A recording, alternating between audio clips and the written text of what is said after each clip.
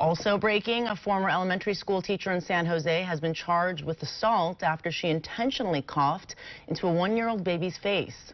Nancy Nordland was captured in this video from June of last year. Investigators say Nordland was waiting in line at Yogurtland when she got into an argument with the child's mother over social distancing guidelines. Nordland then took her mask off, bent over the infant's stroller, and coughed 3 times in the baby's face. Nordland taught at Alex Anderson Elementary School.